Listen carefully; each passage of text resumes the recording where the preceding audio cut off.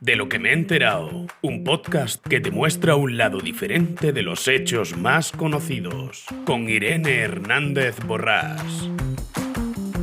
Diciembre ya está aquí y la Navidad se siente en el aire. Las calles brillan con luces de colores, las tiendas están decoradas con árboles navideños, viene Papá Noel y ponemos el Belén. Esas cosas que hacen única esta época del año.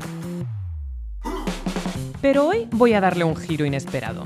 En este episodio te voy a hablar de otros personajes navideños. Darth Vader, Artaban y el Diablo. Ya sé, no suenan precisamente a espíritu navideño, ¿verdad? Pero espera, porque cuando te cuente sus historias, te aseguro que no volverás a pasar una Navidad sin pensar en ellos. Empecemos con Darth Vader. ¿Sabías que tiene algo en común con el mismísimo niño Jesús?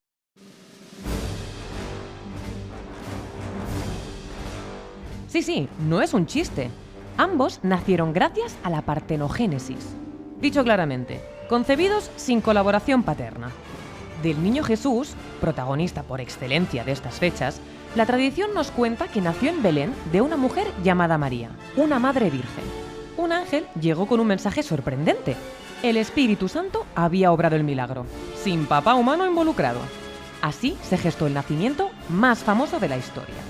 Por otro lado, en una galaxia muy lejana, tenemos a Darth Vader. En Star Wars Episodio 1, La amenaza fantasma, el maestro Jedi Qui-Gon Jinn descubre al pequeño Anakin y al preguntar a su madre por el niño, revela que no hay padre.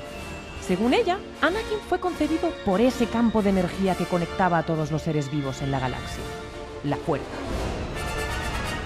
Dos nacimientos que conectan la galaxia y el pesebre, rodeados de un halo de misterio y de divinidad. ¿Pero sabías que la partenogénesis sucede constantemente en el mundo real? Algunas serpientes, abejas e incluso tiburones son capaces de tener partos virginales. ¿Y cómo lo hacen? Aquí entra en juego la magia de la biología.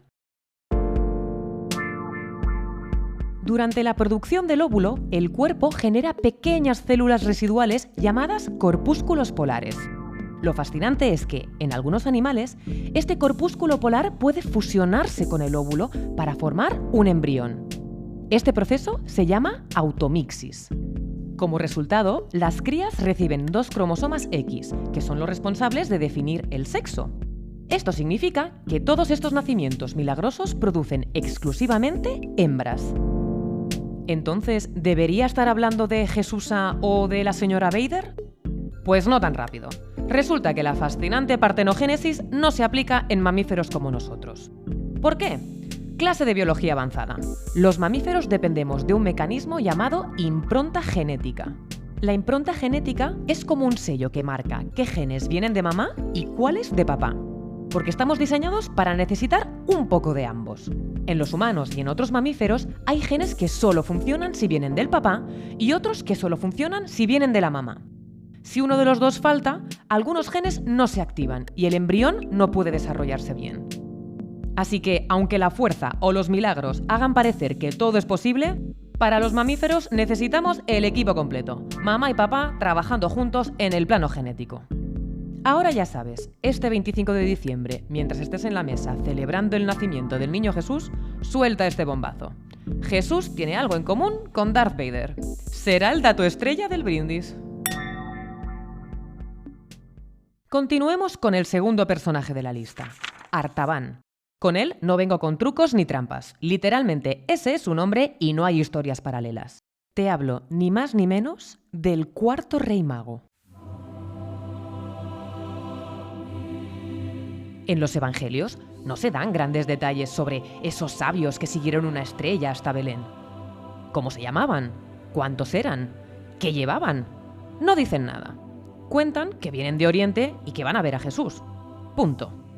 Fue mucho después cuando se les empezó a llamar Melchor, Gaspar y Baltasar, gracias a un mosaico del siglo VI en la Basílica de San Apolinar el Nuevo, en Rávena, Italia. Y atención, en España no subimos sus nombres hasta el siglo XII, gracias a la obra Auto de los Reyes Magos. Y hay más. Durante la Edad Media, la Iglesia decidió darle un toque multicultural al asunto. ¿Por qué? Porque con el cristianismo expandiéndose a tope, quisieron que los reyes representaran a toda la humanidad conocida. Así que Melchor se convirtió en europeo, Gaspar en asiático y Baltasar, a partir del siglo XV, comenzó a ser representado como africano. De hecho, el Bosco los pintó así en su obra La adoración de los Reyes Magos. En 1492, con la llegada de Colón a las Américas, hubo que añadir un representante más, como se aprecia en la pintura La adoración de los Reyes Magos del portugués Vasco Fernández, donde puede verse al cuarto rey mago con rasgos amazónicos, portando un adorno de plumas multicolor en la cabeza y una lanza en la mano. Pero parece que no triunfó mucho, porque su imagen a duras penas ha llegado a nuestros días.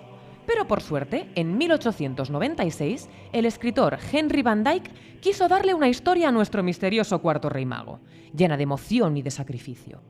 En ella explica por qué Artaban nunca llegó a Belén con los otros tres. Te adelanto que no se perdió. Su compasión le desvió. Artaban llevaba 3 regalos para el niño Jesús: un diamante, un rubí y un trozo de jade. Vaya regalos. Pero en su camino, su corazón bondadoso lo puso a prueba. Primero se encontró con un anciano herido y usó el diamante para salvarle la vida y asegurarse de que nunca pasara necesidad. Más adelante, presencia la brutal masacre de unos inocentes por orden de Herodes. En un intento por salvar a un niño, entrega el rubí a un soldado, con tan mala suerte que Artaban termina en prisión durante 30 años. Cuando por fin es libre, se entera de que Jesús será crucificado y corre para adorarlo. Pero en el camino se cruza con una joven siendo subastada como esclava para pagar las deudas de su familia. ¿Qué hace? Ofrece su último regalo, el jade, para comprar su libertad. Desolado, Artaban cree que ha fracasado, pero después de la resurrección, Jesús se le aparece en un sueño y le dice: «Tuve hambre y me diste de comer. Tuve sed y me diste de beber. Estuve desnudo y me vestiste. Estuve enfermo y me curaste». Artaban, confundido, pregunta: ¿cuándo hice yo eso? Y Jesús le responde: «Lo que hiciste por tus hermanos, lo hiciste por mí». Menuda historia. Artaban es el verdadero espíritu de la Navidad. Creo que tengo un nuevo rey mago favorito. Este año lo pondré en el Belén. Y hablando del Belén, aquí es donde entra nuestro último personaje. El entrañable Caganer, ese personaje que siempre aparece haciendo sus necesidades en los pesebres de Cataluña, podría ser el mismísimo diablo. El profesor y divulgador Fernando Plaza me dejó boquiabierta en un vídeo de Patrimonio Nacional. En él explica que hay cuadros de Patinir, un pintor flamenco del Renacimiento, en los que aparecen figuras de hombres defecando, conocidas como cáquers. Existen 3 obras bien localizadas. Una en la Galería de las Colecciones Reales y 2 en el Museo del Prado. Durante mucho tiempo se pensó que estas figuras eran una especie de firma peculiar del artista. Sin embargo, hoy se sabe que probablemente representaban al demonio, ya que en la tradición de la época su presencia se asociaba con malos olores y situaciones grotescas. Una forma simbólica y sutil de hablar de lo impuro. Volviendo a nuestro personaje del Belén, el origen del Caganer es todavía algo confuso y no hay una unanimidad entre los historiadores. Pero a mí esta teoría me parece divertida. Jordi Arruga, en la revista Amics del Caganer, añade otro dato interesante. Según el historiador neerlandés Karel van Mander, Patinir era conocido con el apodo de Kakker, precisamente por incluir siempre esta figura en sus composiciones. De hecho, los amantes del arte de aquel tiempo jugaban a localizar al personaje en los paisajes del pintor. Como el juego de ¿Dónde está Wally?, pero con el Caganer.